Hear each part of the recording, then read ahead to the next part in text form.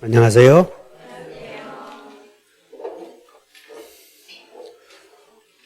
보충교재는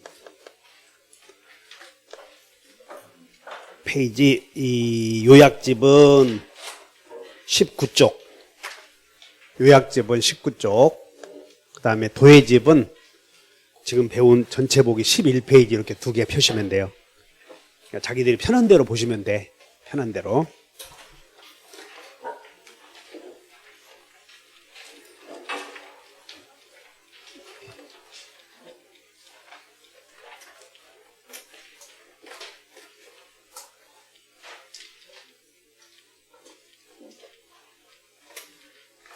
지금 어디 오고 있느냐면 오늘은 우리는 재산권의 변동 원인 중에 법률 행위를 배우는데 법률 행위에는 당사자가 있어야 되고 계약서에 쓴 내용이 문제가 없어야 되고 계약서에 쓰는 의사표시 과정에서 하자가 없어야 된다. 오늘은 어디 배우냐면 대리인에게 의사표시를 시켰을 때 대리권이 있어야 된다. 여기 배울 거예요. 오늘은 자, 대리권의 존재만 놓고 보면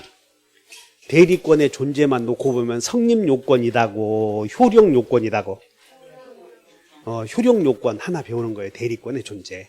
그래서 전체에서는 대리권의 존재는 법률행위의 효력 요건이고 이렇게 생각하시고 우리는 대리를 찾아서 간다. 연락에.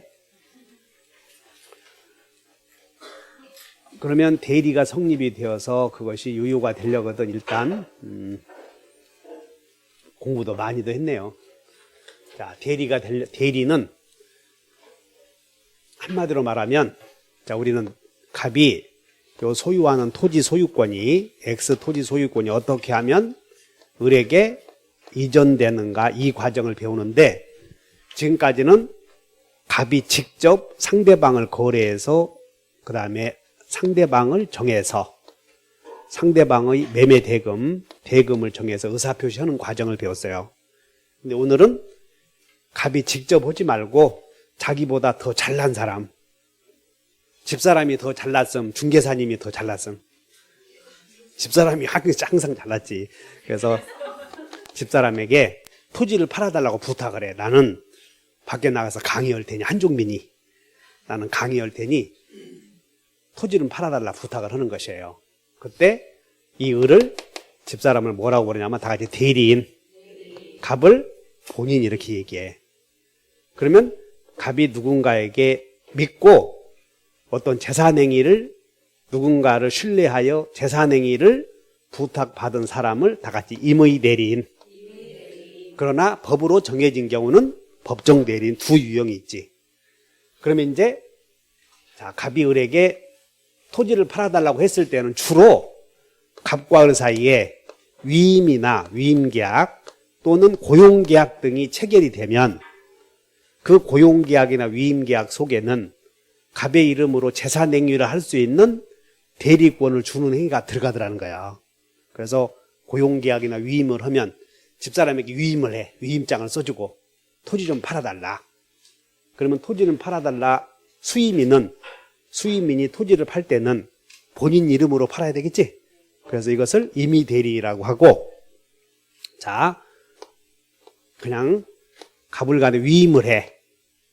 토지 좀 팔아달라. 그럼 위임계약 속에는 을은 갑의 이름으로 법률행위를 할 수 있는 자격이 주어져서 안 주어졌어요?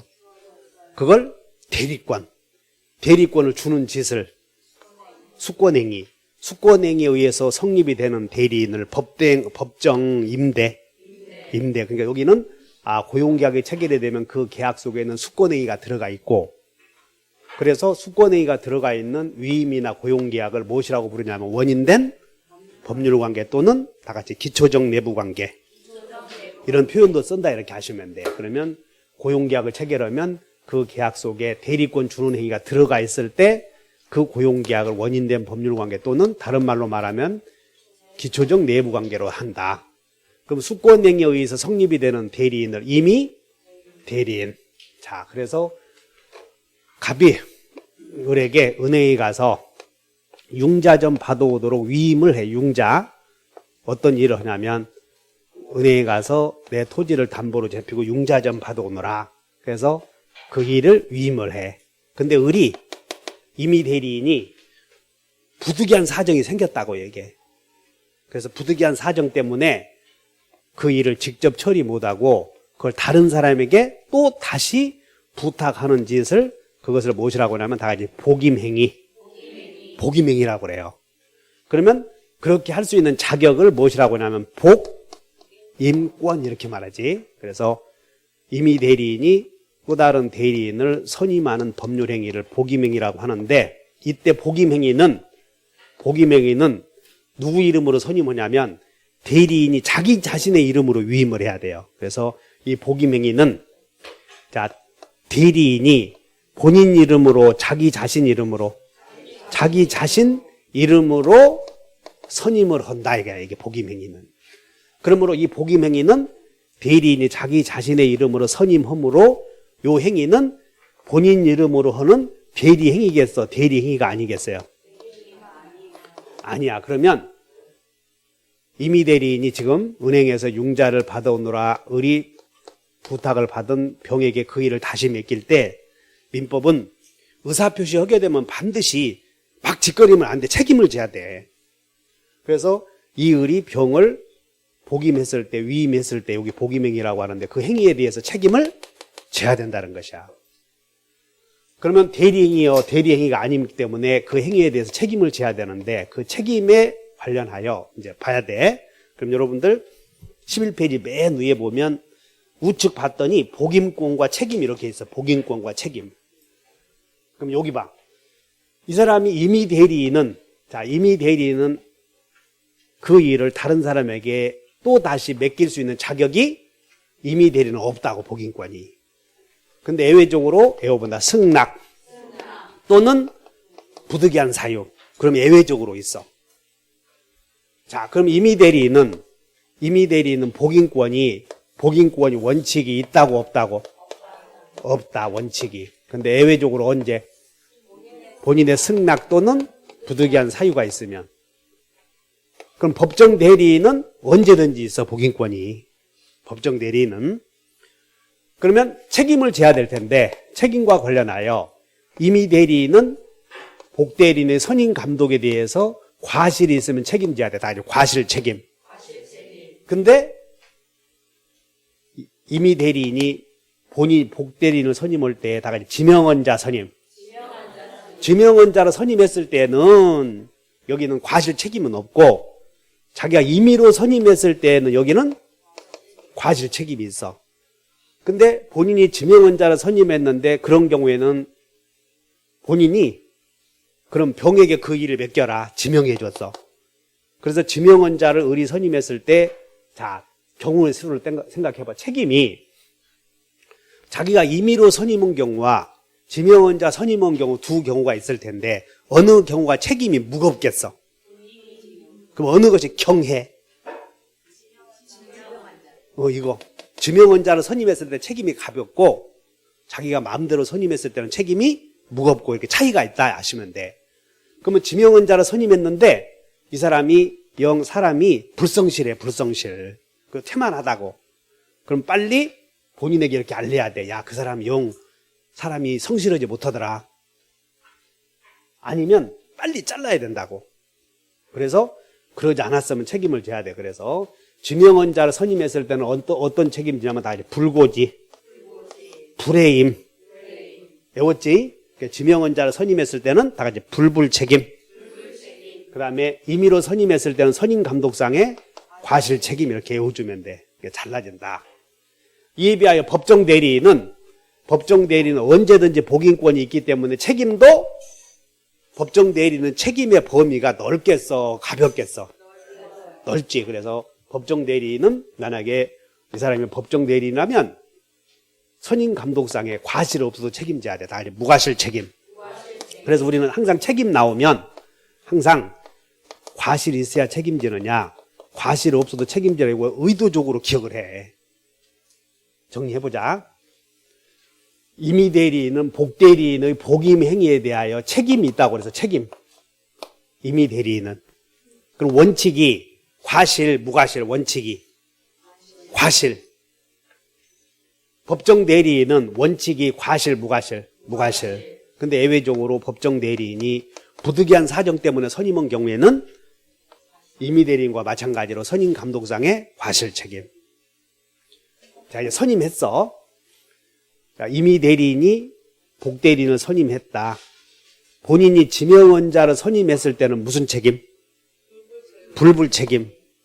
임의로 선임했을 때는 선임감독의 과실 책임. 이렇게 법정대리인은 선임감독상의 무과실. 부득이한 사정으로 선임했을 때는 임의대리인과 같다. 이렇게 기억하시면 돼. 그러면 이제 이 복대리인으로 선임한 복대리인은 갑이 을에게 융자를 받아오느라 했는데 을이 다시 그 일을 재위임해서 복임행위가 있어서 병이 은행에 가서 융자를 받을 때는 대리인의 이름으로, 본인 이름으로, 당연히 본인 이름으로 융자 받겠지. 그래서 이 복대리인은, 자, 이제 하나 외우면 돼. 복대리인의 지위에서 외워본다. 대자선. 대리인이 자기 이름으로 선임을 해. 그 다음에 대리인의 대리인, 본인의 대리인, 언제나 임의 대리인이고, 그 다음에 본인과 대리인 사이에 존재하는 원인된 법률 관계는 본인과 복대리인 사이에서도 그대로 존재한다. 그래서 대리인이 수임인이면 복대리인도 요거 하나 외우면 돼. 자, 외워본다. 대자선. 본대, 임대, 수임인이다. 이렇게 해서 복대리인은 한 문제 나오니까 해결해 줘야 돼요. 그러면 대리인이든 복대리인이든 은행에 가서 융자를 받을 때에는, 자, 복대리인은 본인 이름으로 융자를 받아야 되겠어? 대리인의 이름으로 융자를 받아야 되겠어?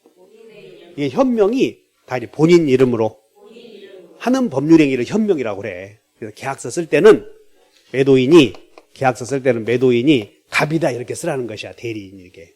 그래서 현명하면 대리행위가 성립이 돼. 자, 여기까지 됐어요? 그럼 이제 대리행위가 성립이 되면 그 법률행위는 이제 유효무효 따져야 돼. 그래서 대리행위가 성립이 되면 현명해야 돼, 먼저. 그 현명은 누구 이름으로 여기서? 본인 이름으로. 근데 대리인이 본인 이름으로 계약서를 쓰지 않고 대리인이 자기 이름으로 한 경우를 다 같이 비현명. 대리인이 계약서를 자기 이름으로 썼다고. 그러면 자기 이름으로 썼을 때 책임을 누가 져야 되겠어? 이 행위에 대해서는. 그래서 우리 민법은 따라서 대리인을 위한 것으로 본다 이런 효력이 생겨. 본다. 그럼 본다 이런 말이 나오면 효력이 뒤집힐 수가 없기 때문에, 자, 을에게 토지를 팔아달라고 했다고. 토지를. 그런데 이 을이 병과 매매할 때는 매매 계약서를 매도인을 을이라고 이렇게 썼다면 상대방은 대리인에게 책임 물어야 된다 그런 뜻이야.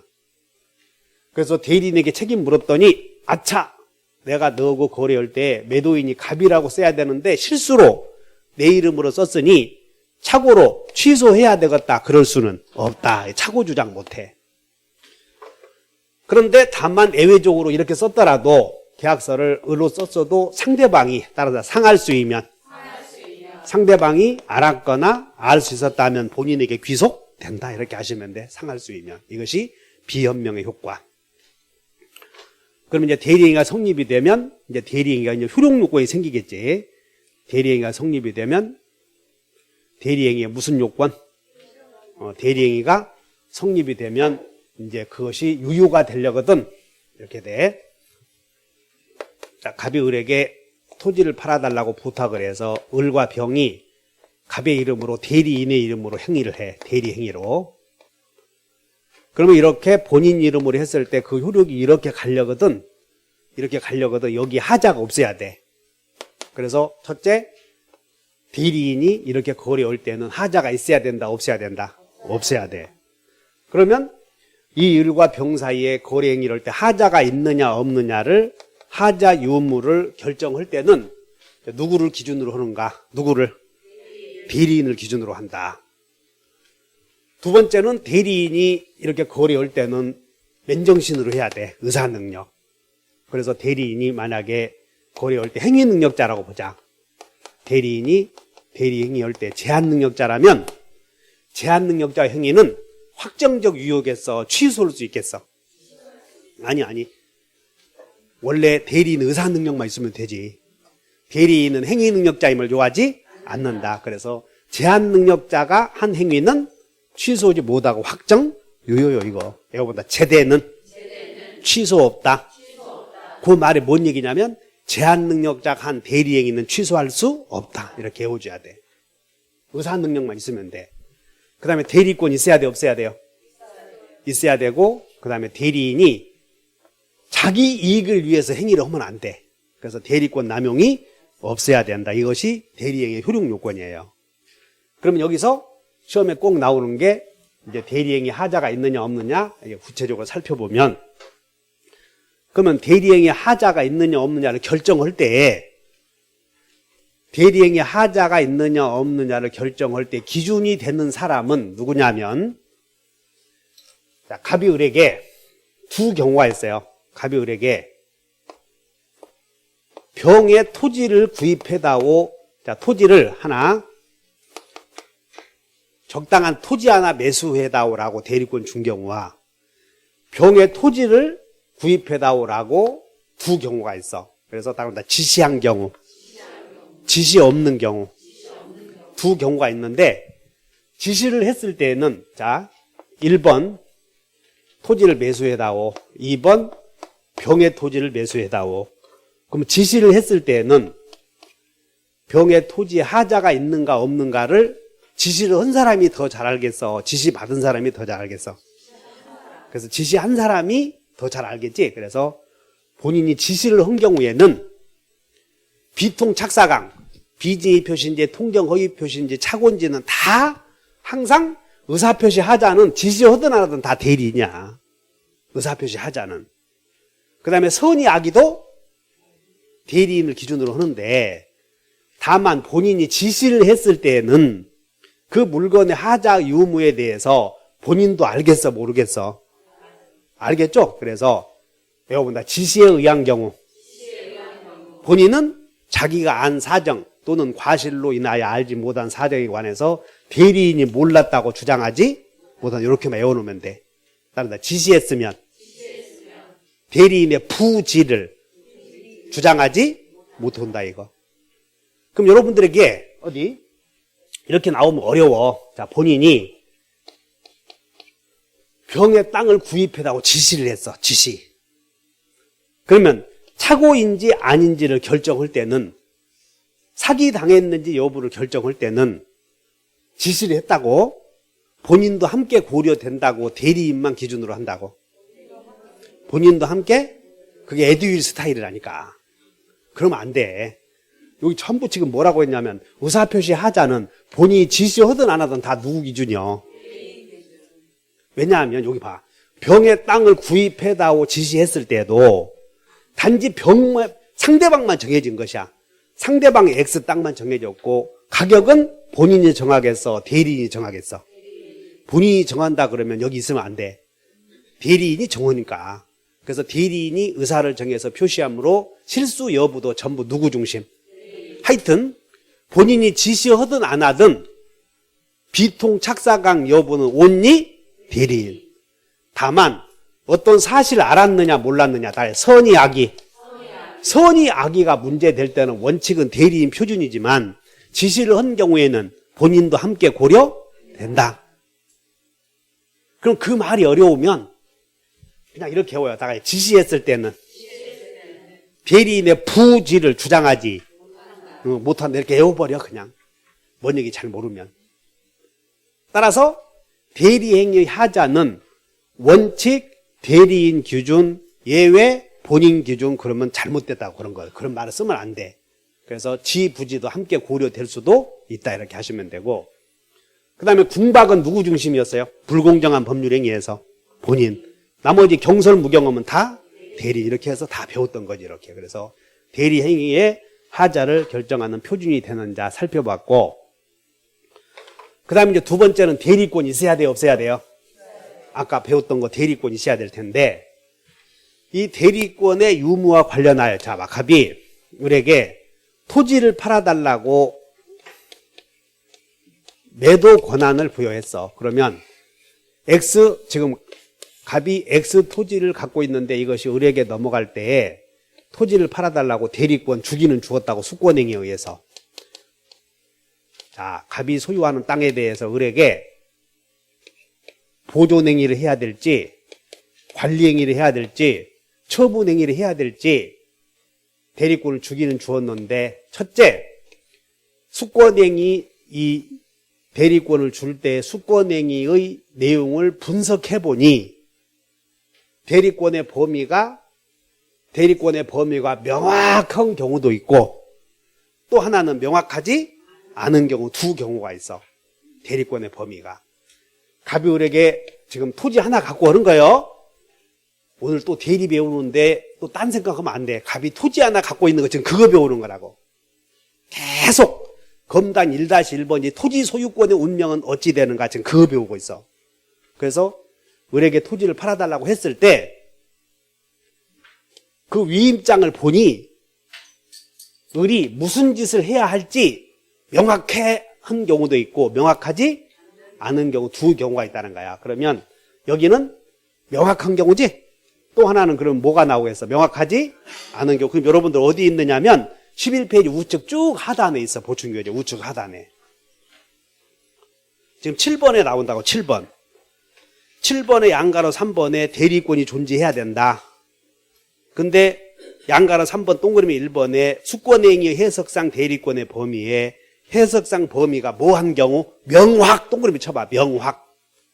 오른쪽은 명확하지 않은 경우 두 가지 있어. 그럼 여기서 자 먼저 했으니까 명확하지 않으면 갑이 자기가 토지를 갖고 있는데 을에게 지금 갑의 토지에 대해서 을에게 어떻게 해야 될지 대리권을 주기는 주었어 안 주었어요? 주었는데 보존행위를 해야 할지 관리행위를 해야 될지 처분행위를 해야 될지 불분명하다 그 말이야. 그러면 이 대리인은 본인과 똑같은 행동을 해서는 안 돼. 그래서 범위가 명확하지 않으면 대리인은 보존행위만 하라는 거야. 보존행위. 다 같이 보존행위. 보존행위만 그러면 틀려. 보존행위만 관리행위도. 처분행위는 안 돼 여기서. 보존행위, 관리행위, 처분행위 있는데 처분행위는 된다 안 된다? 대표적인 게 다 같이 매매, 교환, 제한물권 설정 행위 등의 처분행위는 안 돼. 그러나 가옥을 수선한다든가 미등기 부동산을 등기한다든가 돈을 받으러 온다든가 또는 여기 부패하기 쉬운 물건을 처분한다든가 기한이 도래한 채무를 변제한다든가 물권의 침해 제거를 한다든가 이런 것들은 보존행위거든. 그래서 보존행위만이요. 보존행위도 할 수 있어. 제한 없이. 다만 임대차, 이용행위 중에 임대차나 계량행위, 부엌을 수선하는 행위와 같은 이용행위와 계량행위의 관리행위는 무제한으로 제한된 범위에서 물건이나 권리의 성질을 변하지 않게 하는 범위에서 가능하다는 것이야. 그래서 이런 것들 기억하면 돼. 지금 딴 생각하면 안 돼. 지금 여러분들 검단 1-1번지 위에 와 있어. 지금 공부하고 있어. 그 토지 운명이 어찌 될 것인가? 토지 소유자가 을에게 대리권 주었다. 대리권 주기는 주었는데 수권행위의 내용을 계약서 내용 위임장을 분석해보니 범위가 애매해 명확해. 애매하면 보존행위는 보존행위만 보관을 할 수 있어. 근데 보존행위는 제한 없이 이용행위와 계량행위는 제한 없이 제한된 범위에서 처분행위는 안 된다. 이게 쉬워 이런 것들은. 이거 가지고 고민하고 있으면 안 돼. 그럼 시험은 범위가 명확한 경우가 나오겠어? 명확하지 않은 경우가 나오겠어? 근데 명확한 경우가 나와. 그러니까 여러분들은 참 이상하더라고 진짜. 그래서 명확한 경우가 나와서 그래서 그러니까는 80점 이상을 못 넘는 거예요. 자, 따라서 명확한 경우. 명확한 경우는 이렇게 돼. 갑이 을에게 수권행위에 의해서 토지를 매도해달라 대리권 주었어. 그럼 처분행위 해달라고 대리권 주었지. 그러니까 범위가 명확하지? 그러면 범위가 명확하면 위임받은 의사표시와 그 이행수단, 요걸 물어봐. 이행수단. 그래서 위임받은 행위와 그 위임받은 행위의 실행을 위한 이행수단은 가능하다는 것이야. 그러면 매도해달라고 했을 때는 이제 매매라는 의사표시 한 개를 해야 돼. 그리고 매매와 그 이행수단으로 등기해주는 것도 가능해? 불가능해요? 가능하고, 돈도 주면 땅에다 내려놓고 와야 돼? 받아와야 돼? 그렇게 할 자격도 있다는 거야. 대리권은 범위야, 범위. 다시 범위. 그러면 자, 토지를 팔아달라. 매도 권한. 매도 권한을 수여받은 대리인은 첫째, 잔금 수령권 있음 없음? 있음. 그 다음에 잔금, 요거 주의하셔야 돼. 잔금 지급 기일, 잔금 지급 기일을 연기할 권한은 없지. 요거 주의하시라고. 따른다. 매도 권한, 잔금 수령권. 매도 권한 속에는 잔금 지급 기일을 연기할 권한은 없어. 그런데 주의하셔. 토지도 팔고 이행까지 하라라고 해서 토지 매매와 이행에 관한 이렇게 나와. 이행에 관한 이런 말이 나오든가 아니면 포괄적 이런 말이 나오거든. 매매계약과 이행에 관하여 따라 포괄적으로 대리권 수여받은 대리인에게는 잔금 지급 기일을 연기할 권한도 있다. 거기 다 쓰여 있어. 여러분들 교재 어디 보든 다 자세하게 쓰여 있다고. 이게 그냥 정신만 차리면 돼. 다시 한다. 나 봐. 이제 정신. 자, 여기 봐. 토지를 매도할 권한을 수여받은 대리인에게는 잔금 지급 기일을 연기할 권한도 있다. OX. X 해야 돼, 이거. 다시 매매계약과 이행에 관하여. 이런 말이 들어가면 잔금 지급 기일을 연기할 권한도 있다. 외워놨죠? 따라서 대리권을 수여했을 때는 본인은 대리인으로부터 위임받은 의사표시 한 개만 해야 되겠어? 두 개 해야 되겠어? 한 개만 하는 거예요, 한 개. 따라서 위임받은 행위 이외에 또 다른 의사표시는 할 수 없다. 그러니까 여러분들은 대리인에게 의사표시 하도록 권한을 부여했으니 대리인은 의사표시 두 개 해야 돼? 한 개만 하면 돼? 그래서 여기다가 뭐 어쩌고 의사표시 했는데 또 다른 의사표시 나오지? 그럼 볼 것도 없이 그건 할 수 없는 거예요. 뭐 소비대차 계약을 소비대차 돈 좀 꾸어넣으라 했다. 돈 좀 꾸어넣으라 했는데 무슨 뭐 어쩌고 막 나오면 그걸 담보로 잡히고 뭐 은행에 저당권 설정하고 막 여러 개 막 복잡하고 하면 안 돼, 이거. 그래서 매매계약 체결하라고 했다.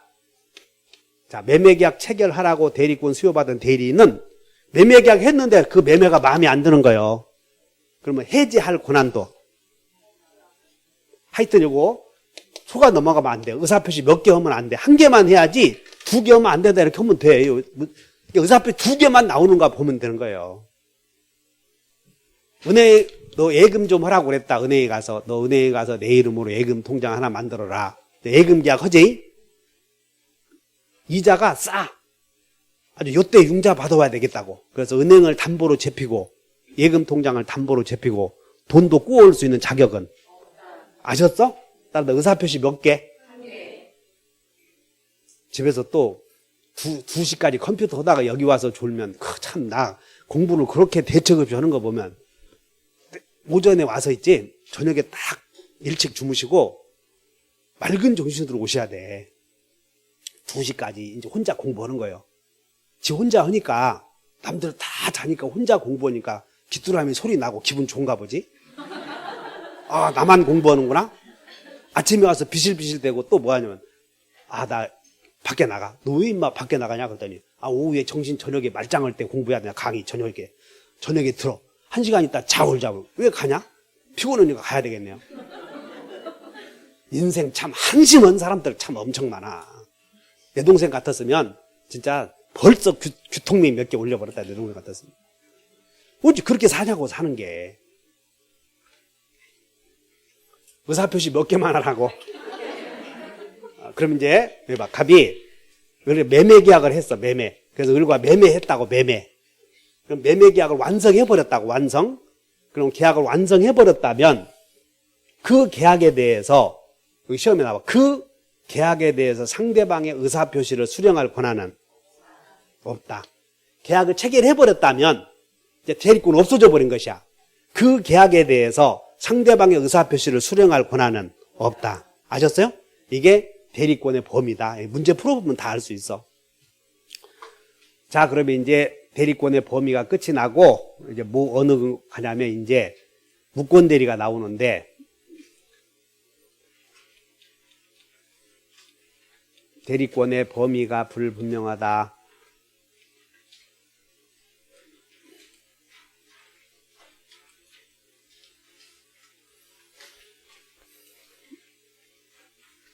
대리권의 범위가 명확하지 않은 경우, 그 다음에 무권 대리 계약 있고 협의의 무권 대리,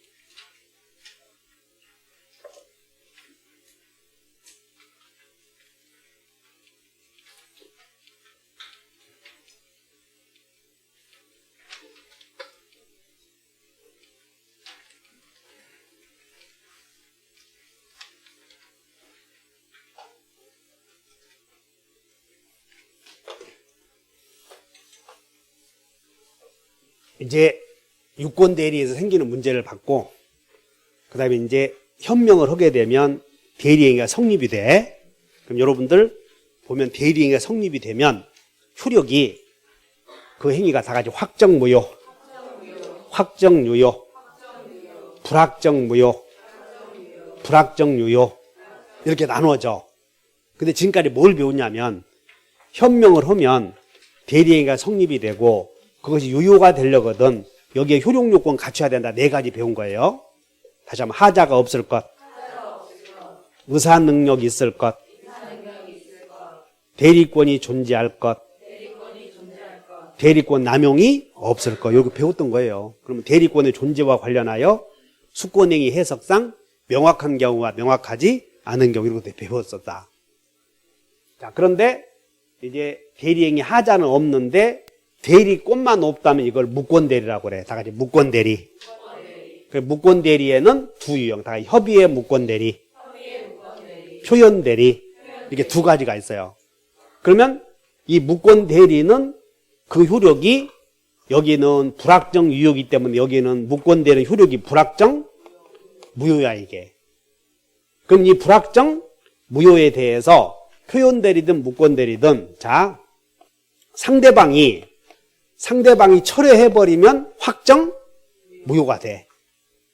그 다음에 여기는 본인이 추인하면 확정, 이게 공통점이야 이게.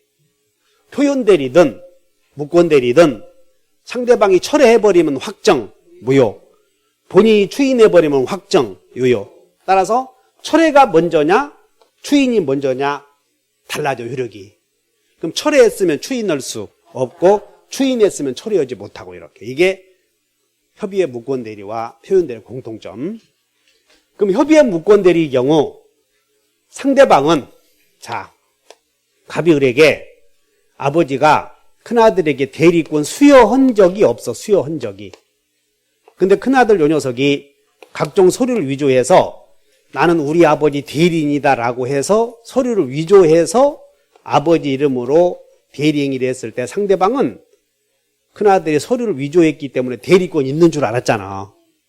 근데 본인이 큰아들에게 대리권 있는 것과 같은 외관 형성에 관하여 본인이 전혀 관계하지 않았죠? 이런 경우를 협의에 무권대리라고 그래요. 그냥 본인은 여기에 책임을 져 앉아. 질 필요 없지 이렇게. 그러나 본인이 나중에 추인할 수도 있겠어 없겠어요? 추인해버리면 확정 유효가 돼. 그리고 상대방은 철회해버리면 확정 무효. 이렇게 된다고. 이때 상대방은 철회하기 전에 본인에게 이렇게 물어볼 수 있어. 그래서 상대방은 따른다. 악이라도. 요거 외워야 돼. 따라서 악상은. 그러니까 이렇게 본인에게 이렇게 물어볼 수 독촉을 해볼 수 있는데 독촉을 뭘 물어보냐면 너 그거 행위 추인해서 유효로 할래? 아니면 거절해서 무효를 할래 답 좀 다오라고 독촉을 해볼 수 있어. 그때 최고는 이 최고를 하는 병은 선이어야 되겠어. 선악 불문이고 할 수 있다고.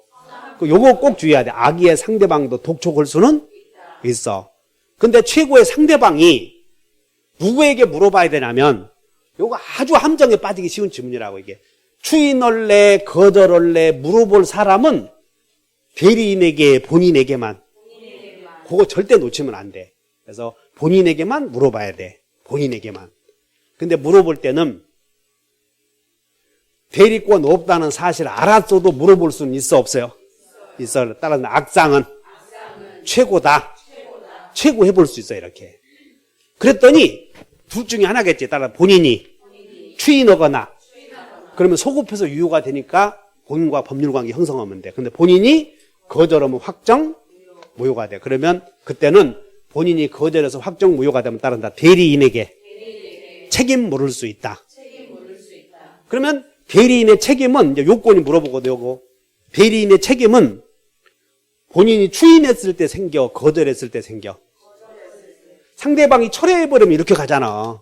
여기서 상대방이 철회했을 때와 본인이 추인했을 때 잘 이거 비교해줘야 돼. 그래서 표현 대리와 무권 대리가 복잡해 이거. 왜 그려놨다가 나도 이거 오늘 아침에 오면서 이거 어떻게 해야 될지 정말 갑갑해. 그래서 와서 아침에 6시에 와서 쌤이 오기를 기다렸지. 그래서 다시 그린 거야 이렇게 오늘도. 여러분 있는 것과 달리 다시 또 더 간략하게 해야 되겠지 이렇게. 자 다시 한다. 협의의 무권 대리는 악의의 상대방도 최고 해볼 수는 있고 그때 본인이 거절하면 끝나는 거요. 대리인에게 책임 물을 수 있는 거예요. 그래 대책이 있다. 그러면 이때 대리인의 책임 나오면 이제 여기 책임 나오면 자 여러분 책임 지는 자 책임 묻는 자. 그럼 책임 묻는 자는 선이 항상 무과실해야 돼. 자 여온다. 본인 거절 시 선무상은 이렇게 대리인에게 책임을 물으려거든 선이 무과실해야 되니까 따라서 선무상은 대책이 있다. 이렇게 애워줘야 돼. 선무상은 대리인에게 책임 물을 수 있어. 그러면 책임을 지는 사람은 책임을 지는 대리인은 과실 원칙이 있어야 돼? 없어도 돼? 아니 있어야 돼. 원칙은 항상 어디서 물어보면 따라 책임지는 자에게는 과실이 있어야. 근데 이 대리인의 책임은 만약에 과실 없는 경우에는 책임을 묻지 못한다면 거래 안전이 문란하게 돼. 그래서 대리인의 책임은 과실 있어야 없어도 책임져야 되고 다만 이 책임을 지는 사람에게는 제한 능력자는 아니어야 돼. 따라서 제한 능력자는 만약에 미성년자 어쩌고 나오지? 그럼 함정이구나. 그런 걸 물어본다고요. 문제에서. 무권 대리인 미성년자 어쩌고 나오면 제한 능력자에게는 책임 물을 수 없다. 그러면 이제 제한 능력자가 한 대리 행위는 제한 능력자가 한 본인의 대리 행위는 취소할 수 없다. 제대는 취소 없고 제한 능력자가 한 무권 대리 행위는 책임 물을 수 없다. 제대는 취소 없고 제대는 책임 없다. 이렇게 두 개 딱 외워놓으면 문제 맞춰버려. 자, 여기에 따라서 악상 최고시 본인의 거절시 선무상은 대책이 있다. 이렇게 외워야 돼. 본인 거절로 확정 무효가 되면 누구는? 선무상. 자, 이게 협의의 무권 대리고 그런데 아버지가 돌아가시면 상속을 받을 것이라고 기대하고 있었던 을이 아버지가 쉽게 돌아가실 것 같지 않자 아버지를 사칭해서 나는 우리 아버지 대리이다 이렇게 협의의 무권 대리 해놓고는 상대방이 이렇게 최고를 한 거예요. 김씨 그거 추인할 것이요 거절할 것이요 빨리 답 좀 줘. 졸다가 아버지가 깜짝 놀랐어. 이게 뭔 일이요? 저는 서울대학까지 졸업시켜놓고 했는데 저 자식이 나 죽기 기다렸구나 하고는 서산 약방 갔더니 살충제 줘, 제초제 줘. 그래서 그냥 아버지가 제초제 마시고 그냥 세상 하직한 거예요. 자식은 몇 사람 있어? 하나, 그것도 하나요. 그거 하나, 애지중지. 권총도 사주고 다 했는데. 그래서, 따라다 대리인이 단독 상속 온 거예요. 그러면 단독 상속했으면 본인의 입장에서 거절할 수 없다. 이런 문제가 나와. 거절 못 해. 그러다 보니까 여기서 두 가지 효력이 생기는데, 무권 대리 계약만 놓고 본다면 계약의 효력은 여전히 유동적 무효이고, 상대방에게 만약에 등기까지 되어 있다면 이 등기는 유효가 돼버리고 효력이 두 가지로 나눠져. 그래서 거기 자세히 쓰여 있어. 본인이 거절하면 자 무권 대리인이 단독 상속하면 본인의 입장에서 추인을 거절하지 못한다. 그럼 효력이 두 가지로 나눠지는 데고, 작년도 기출문제니까 두 개 주의하셔. 따라서 계약은 무효, 등기는 유효. 이렇게 계약은 무효, 등기는 유효다. 이렇게. 여기 봐. 무권 대리 계약과 등기가 이루어졌을 때 대리인이 본인을 단독 상속하면 거절하지 못한다고 그랬지. 그래서 계약의 효력은 무엇이 되고 여전히 유동적 무효. 등기는 상대방이 철회 못해. 이 철회라고 하는 것은 최종적인 효력이 생기기 전에 하는 짓이 철회 아니야. 그래서 상대방에게 등기까지 격려되었다면 철회할 수 없다 보니까 등기는 확정, 유효, 요 두 가지 효력을 잘 기억해야 돼. 무권 대리인이 본인을 단독 상속하면 우리 시험이 거절한다, 거절 못한다. 거절 못하니까 계약은 유효가 돼. 여전히 유동적 무효야. 등기는 실체관계와 부합하게 되지. 그래서 확정 유효가 되었다. 이걸 잘 외워놓으셔야 돼. 이거 다시 한다. 그림이 지금 정확하게 아침에 막 급하게 하다 보니까 어디 갔는지 막 왔다 갔다 하는데 이거.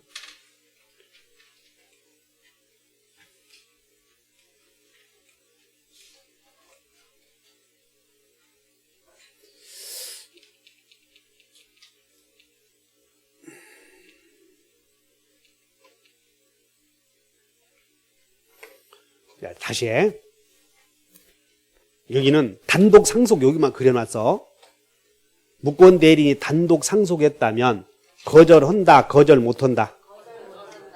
거절 못해. 심리책에 반해서 못해. 그럼 효력이 따른다. 계약의 효력, 등기의 효력 따로따로 구별해서 머릿속에 담아두셔야 돼. 그 다음에 표현대리.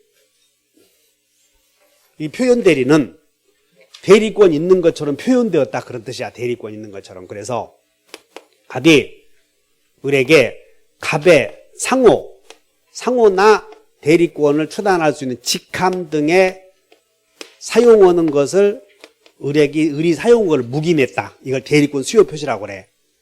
그래서 을이 병과 갑의 이름으로 매매했는데 사실은 대리권 준 적이 없지 지금.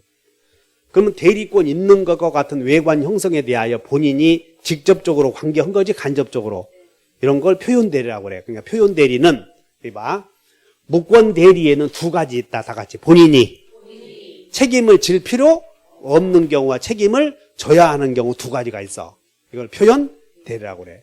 그럼 표현대리의 경우 상대방은 일단 여기 봐. 표현대리는 일단 상대방은 본인에게 최고 해볼 수 있어. 근데 협의의 무권대리는 상대방이 최고했어도 본인이 거절할 수 있었어 없었어요? 있었는데 표현대리는 상대방이 최고해도 본인이 거절할 수 없어. 그 차이야. 그래서 바로 이렇게 최고했어도 본인이 거절할 수 없기 때문에 상대방은 최고 없이 즉시 본인에게 책임 물을 수 있다는 거야. 이렇게. 그래서 표현대리는 자 본인에게 책임을 물으려거든. 자 책임 묻는 자는 선이여 선이 무과실이야. 선이 무과실. 그래서 여기 잘 봐. 표현대리의 경우 상대방은 본책 있지. 대리인에게 책임 물을 수는 없어. 여기는 본인에게 책임 물을 수 있으니까. 협의의 무권대리는 본인이 거절할 수 있지. 그러니까 거절했을 때 대책이 있는 거예요. 근데 표현대리는 본인이 거절을 해, 거절 못해. 거절 못하니까 바로 본인에게 책임 물을 수 있다는 거예요. 이렇게. 그러면 상대방은 본인에게 최고해보고 그냥 바로 책임 물을 수 있어. 그래, 최고해보고 물을 수도 있고 최고 않고도 물을 수 있는데 최고해보더라도 본인이 거절할 수 없다 보니까 상대방은 바로 본인에게 책임 물을 수 있어. 따라서 대리인에게 책임 물을 수는 없다. 그러면 이 상대방은 꼭 본인에게 책임 물어야 돼? 철회해버려도 돼? 철회해도 되잖아, 이렇게. 또는 본인은 거절할 수도, 본인은 추인할 수도 있고 공통점이니까 이렇게. 표현 대리와 협의의 무권 대리의 차이다, 이렇게 아시면 돼. 그러면 이제 상대방이 표현 대리는, 표현 대리는 무권 대리요, 유권 대리요? 무권 대리. 따라서 상대방은 철회할 수 있고 상대방은 본책이 있다. 그럼 책임 물으려거든. 선이 무과실. 따라서 표현 대리의 상대방은 따라 표현 대리의 선무상은 본책이 있다. 협의의 무권 대리의 선무상은 대책이 있다. 두 개 비교하겠지? 협의의 무권 대리는 선무상은 대책이 있어. 표현 대리는 본책이 있다. 그런데 상대방이 무권 대리 주장하지 않고 유권 대리 주장을 해, 상대방이. 그럼 유권 대리 주장하면 그 주장 속에는 무권 대리에 해당하는 표현 대리가 주장된 것으로 볼 수 없으니까 표현 대리 주장하면 재판을 진행하라, 진행해서는 안 된다. 이게 표현 대리 효력이에요. 이거 엄청 쉬워. 표현 대리 효력. 그러면 이제 여러분들은 12페이지에 표현 대리에서 구체적으로 세 가지 유형이 있는데 하나는 125조 대리권 수요 표시가 있어요. 그 다음에 권한을 넘은 표현 대리, 대리권 소멸후의 표현 대리가 있는데 여기서 125조 대리권 수요 표시에 의한 표현 대리는 그 밑에 있는 대리권 수요 표시 방법 몇 가지만 기억하면 돼요. 대리권 수요 표시 방법. 자, 외워본다. 위임장 교부, 명의대여, 인감교부, 인감증명서만의 교부 있죠? 요건 아니야, 대리권 수요 표시가. 그 다음에 직함이나 명칭 등의 사용을 승낙 또는 무기 넣은 경우 제일 많이 나오고, 그 다음에 다섯 번째 기초적 내부관계 존재 나오죠? 기초적 내부관계가 존재해도 대리권 수요 표시가 되고, 그 다음에 중개의뢰 하나 써요. 거기 없네. 그게 빠졌지. 중개의뢰는 공인중개사에게 오피스텔을 중개해달라고 의뢰는 대리권 수요 표시 아니다. 이렇게 꼭 기억해야 돼. 중개의뢰는. 그러면 대리권 수요 표시는 이것만 알면 돼. 그래서 갑이 을에게 대리권 수요 표시한 것과 같은 명칭을 사용하는 것을 묵인했더니 나는 갑의 대리인이다 해서 이렇게 거래했던 것이야, 이렇게. 그러면 상대방은 본인에게 책임 물을 수 있고 꼭 책임 물어야 돼. 철회해도 돼. 철회해도 되고 본인은 추인할 수도 있어. 본인은 거절할 수 없죠. 그러니까는 상대방은 본인에게 책임 물을 수 있어. 꼭 물어야 돼. 철회할 수도 있어. 철회할 수 있지. 근데 상대방이 본인에게 책임을 묻는 표현대리를 주장하지 않고 유권대리 주장하면 유권대리 주장해. 유권대리. 그럼 판사는 재판을 진행해서는 안 돼. 유권대리 주장하면 안 되는데 하니까 이렇게. 이게 대리권 수요 표시한 표현대리. 두 번째는 여기 126조는 권한을 넘은 표현대리. 이거 중요한 거야. 권한을 넘은 표현대리는 일단 갑이을에게 대리권을 수요해서 기본 대리권이 있어야 따라서 기본 대리권. 오른쪽 보면. 그러면 그 기본 대리권은 이따가 문제풀이 하겠지만 이런 대리권은 제126조의 기본 대리권이 될 수 없다 그러면 다 틀렸어요. 이렇게. 또는 이런 대리권을 기본 대리권으로 하여 126조의 권한을 넣은 표현대로 성립할 수 없다 그러면 다 틀렸다고 이렇게. 근데 그 중에 안 되는 게 하나 있어요. 6번에 투자상담사 밑줄 그으셔. 투자상담사. 투자상담사는 기본 대리권이 되지 못한다. 그거 하나만 외워놓으면 돼. 그 다음에 기본 대리권이 있어야 되고 두 번째는 대리인이 시키지 않은 행위를 해야 돼. 이거 월권행위가 있어야 되거든. 그래서 요거 기본 대리권과 월권행위는 동종 유사한 행위 비슷해야 된다. 비슷할 필요는 없다. 동일할 필요는 없다. 외워본다. 기월이는 기본 대리권과 월권 행위는 꼭 같아야 하는 것은 아니다. 이렇게 나와 그거 하나만 주의하시면 돼. 기본 대리권과 월권 행위는 그게 지금 양가로 3번에 동그라미 1번 월권 행위는 기본 대리권과 동종 유사한 행위임을 요하지. 그러니까 꼭 같아야 한다 그러면 틀려. 기월이는 같아야 된다 이렇게. 그 다음에 표현 대리에서 본인에게 책임을 물을 수 있는 제3자는 대리인과 거래한 직접 상대방이겠어? 전득자도 할 수 있겠어? 따라서 이 전득자는 본인에게 책임 물을 수 없어. 왜냐하면 대리인과 거래한 사람은 병이야, 전득자야. 요 사람만. 그래서 표현 대리를 주장할 수 있는 사람은 상대방뿐이야. 따라서 상대방뿐이다.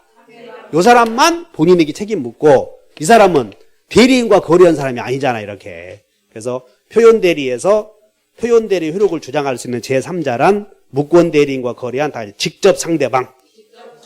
그거 하나 외워놓으면 돼. 그 다음에 여기 적용 범위와 관련하여 엄청 쉬워. 적용 범위와 관련하여 임의 대리에 적용되느냐 법정 대리에 적용되느냐에 관하여 우리 중개사 시험에서 대리에서 법정 대리에 다 적용되는데 안 되는 게 대리권 수요 표시.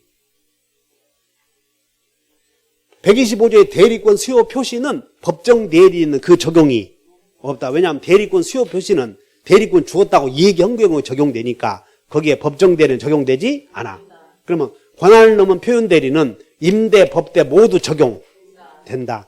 대리권 소멸 후의 표현 대리도 임대, 법대 모두 적용된다. 대리권 남용의 경우에도 임대, 법대 모두 적용된다. 자기계약 쌍방 대리 금지에도 임대, 법대 모두 적용된다. 그래서 법대 안 되는 건 뭐뿐이야? 하나. 다 임대, 법대 적용되는데 법대 적용 안 되는 게 몇 개? 한 개. 그게 대리권 수요 표시 이렇게 적용 범위에. 지금 어디 오고 있냐면 여기 오고 있어. 적용 범위 여기 임대, 법대. 근데 거기서 여기뿐만 아니고 법대 적용 안 되는 건 딱 하나다. 그것이 125조. 이것이 대리권 수요 표시다. 그 다음에 대리권 소멸 후의 표현 대리는 빼박이 사건인데 갑이 을에게 건물에 대해서 주차 관리와 그 다음에 을에게 임대할 수 있는 권한을 부여했어. 그래서 1층에 있는 입점자들에게 형님이 사장이고 건물주 사장이고 동생은 빼박이 주차 관리하는 사람이고 임대할 수 있는 대리권이 있었지.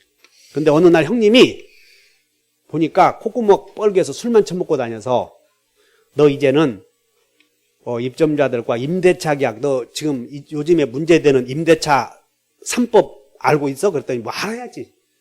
요즘에 문제되는 임대차 3법 있잖아. 그런 거 임대차 상한제, 신고제 이런 것들 밖에서 봤을 때는 대단한 가정 우리는 사실 아무것도 아니거든.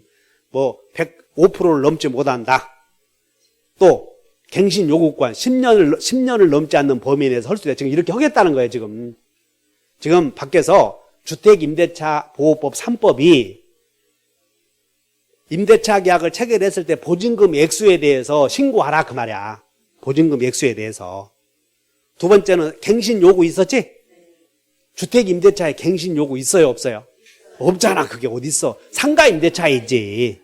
저렇게 세상 건성으로 살아. 상가임대차는 10년을 넘지 않는 범위 내에서 갱신 요구할 수 있잖아. 그걸 주택임대차에도 적용하겠다는 거예요. 주택임대차에도. 아셨어요? 그 다음에 전월세 상한제. 우리 보증금 1년에 100분의 5를 넘지 못한다 있는 규정 있죠? 그 규정을 그대로 또 강화시키겠다는 거예요. 이것이 요즘에 사회에서 떠드는 임대차 3법이야 이게 그래서 형님이 동상에게 너 임대차 3법 알아? 그랬더니 뭐 알아? 막걸리 한 마리에 얼마씩이다 이런 거 말지. 그래서 너 임대차 계약 하지 말아라. 그러면 이제 을은 주변에 있는 상가 입점자들과 계약할 수 있는 대리권 있어 없어요? 없는데 미용실 주인이 봤을 때 있는 것처럼 보였지. 그래서 재계약한다는 것이야. 그러면 대리권 소멸 후에도 대리권 있는 것처럼 보였지? 그러면 본인 책임져야 된다 그런 거지. 대리권 소멸 후에 표현 대리. 세 가지가 있다 하시면 돼. 이렇게 해서 기본 이론이 끝이 난 거예요. 쉬웠다 문제풀이 합시다.